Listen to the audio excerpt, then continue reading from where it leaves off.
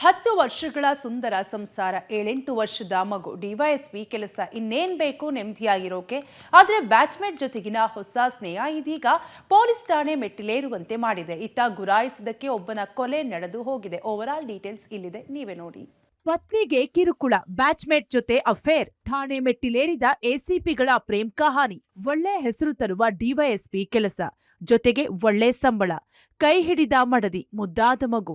ಇಷ್ಟು ಖುಷಿಯಲ್ಲಿದ್ದ ಕುಟುಂಬಕ್ಕೆ ಡಿವೈಎಸ್ಪಿ ಹುದ್ದೆಯ ಟ್ರೈನಿಂಗ್ ವೇಳೆ ಅದೇ ಬ್ಯಾಚ್ನ ಯುವತಿ ಜೊತೆಗಿನ ಪರಿಚಯ ಇದೀಗ ಸ್ಟೇಷನ್ ಮೆಟ್ಟಿಲು ಹತ್ತುವಂತೆ ಮಾಡಿದೆ.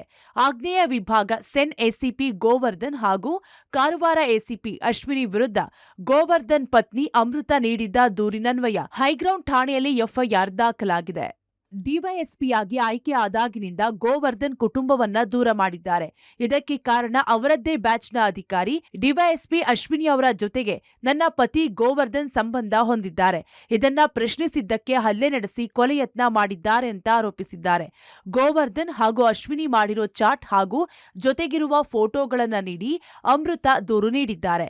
ಅಮೃತ ನೀಡಿದ್ದ ದೂರಿನ ಹಿನ್ನೆಲೆ ಹೈಗ್ರೌಂಡ್ ಠಾಣೆಯಲ್ಲಿ ಇಬ್ಬರ ವಿರುದ್ಧ ಎಫ್ಐಆರ್ ದಾಖಲಾಗಿದೆ. ಆರಾಮಾಗಿದ್ರು. ಫಸ್ಟ್ ಇನಿಷಿಯಲ್ ಡೇಸ್ ಒಂದು ಸ್ವಲ್ಪ ಚೆನ್ನಾಗೇ ಇದ್ರು ಹಸ್ಬೆಂಡ್ ಆ್ಯಂಡ್ ವೈಫು. ಆಮೇಲೆ ಇವರು ಅಶ್ವಿನಿ ಅವ್ರದ್ದು ಯಾವಾಗ ಪರಿಚಯ ಆಯಿತು, ಅಶ್ವಿನಿ ಪರಿಚಯ ಆಗಿದ ತಕ್ಷಣ ರಿಪೀಟೆಡ್ ಕಾಲ್ಸ್ ಬರೋಕ್ಕೆ ಸ್ಟಾರ್ಟ್ ಆಯಿತು.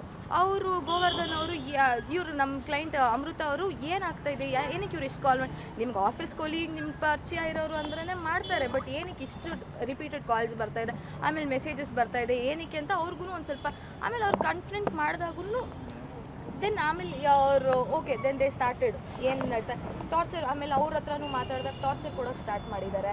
ಆಮೇಲೆ ಅವ್ರಿಗೆ ಹೊಡಿಯೋದು ಎಲ್ಲ ನಡೆದಿದೆ. ಲೈಕ್ ನಾವೆಲ್ಲ ಡೀಟೇಲ್ ಆಗಿ ಎಫ್ಐಆರ್ ಮತ್ತೆ ಕಂಪ್ಲೇಂಟಲ್ಲಿ ಮಾಡಿದ್ದೀವಿ. ಗುರಾಯಿಸಿದ್ದಕ್ಕೆ ಹಲ್ಲೆಗೈದು ಬರ್ಬರ ಹತ್ಯೆ. ಕ್ಷುಲ್ಲಕ ಕಾರಣಕ್ಕೆ ಹೆಚ್ಎಸ್ಆರ್ ಲೇಔಟ್ನ ಕೋನಪ್ಪನ ಅಗ್ರಹಾರದಲ್ಲಿ ಚಾಕುವಿನಿಂದ ಇರಿದು ಕೊಲೆ ಮಾಡಲಾಗಿದೆ. 34 ವರ್ಷದ ಸೈಯದ್ ನೂರುಲ್ಲಾ ಕೊಲೆಯಾದ ವ್ಯಕ್ತಿ. ಬೊಮ್ಮನಹಳ್ಳಿ ಮೂಲದ ಸೈಯದ್ ನೂರುಲ್ಲಾ ಪಂಚರ್ ಅಂಗಡಿಯಲ್ಲಿ ಕೆಲಸ ಮಾಡಿಕೊಂಡಿದ್ದ. ಹೆಚ್ಎಸ್ಆರ್ ಲೇಔಟ್ನ ಕೋನಪ್ಪನ ಅಗ್ರಹಾರದ ಟೀ ಅಂಗಡಿ ಬಳಿ ಕೊಲೆಯಾಗಿದ್ದಾನೆ. ಇಬ್ಬರು ಆರೋಪಿಗಳನ್ನ ಹೆಚ್ಎಸ್ಆರ್ ಲೇಔಟ್ ಪೊಲೀಸರು ಬಂಧಿಸಿ ಜೈಲಿಗೆ ಕಳಿಸಿದ್ದಾರೆ. 2 ದಿನದ ಹಿಂದೆ ನೂರುಲ್ಲಾ ಹಾಗೂ ಆರೋಪಿಗಳಾದ ಪ್ರಕಾಶ್ ಕುಮಾರ್ ಗುಂಪು ಟೀ ಕುಡಿಯೋದಕ್ಕೆ ಒಂದೇ ಟೈಮಿಗೆ ಸೇರಿದ್ದಾರೆ. ಆಗ ಗುರಾಯಿಸಿದ ಅನ್ನೋ ಕಾರಣಕ್ಕೆ ಗಲಾಟೆ ಆಗಿದೆ. ಗಲಾಟೆ ವಿಕೋಪಕ್ಕೆ ಹೋದಾಗ ನೂರುಲ್ಲಾಗೆ ರಾಡ್ನಿಂದ ಮನಸ್ಸೋ ಇಚ್ಛೆ ಹಲ್ಲೆ ಮಾಡಿದ್ದಾರೆ. ಘಟನೆಯಲ್ಲಿ ಗಂಭೀರವಾಗಿ ಗಾಯಗೊಂಡಿದ್ದ ನೂರುಲ್ಲಾನನ್ನ ಆಸ್ಪತ್ರೆಗೆ ದಾಖಲಿಸಲಾಗಿತ್ತು. ಗಂಭೀರವಾಗಿ ಗಾಯಗೊಂಡಿದ್ದ ನೂರುಲ್ಲಾ 2 ದಿನಗಳ ಬಳಿಕ ಚಿಕಿತ್ಸೆ ಫಲಕಾರಿಯಾಗದೆ ಸಾವನ್ನಪ್ಪಿದ್ದಾನೆ. ಒಟ್ನಲ್ಲಿ ಒಂದ್ ಕಡೆ ಪೊಲೀಸರ ಪ್ರೇಮ್ ಕಹಾನಿಯೊಂದು ಪೊಲೀಸ್ ಠಾಣೆ ಮೆಟ್ಟಿಲೇರಿದ್ರೆ, ಮತ್ತೊಂದ್ ಕಡೆ ಗುರಾಯಿಸಿದ್ದಕ್ಕೆ ವ್ಯಕ್ತಿಯ ಕೊಲೆ ನಡೆದಿರೋದು ದುರಂತ. ನರಸಿಂಹಮೂರ್ತಿ, ಗವಿ ನಾಗಮಂಗಲ ಜೊತೆ Nagesh, crime bureau, public TV, Bengaluru.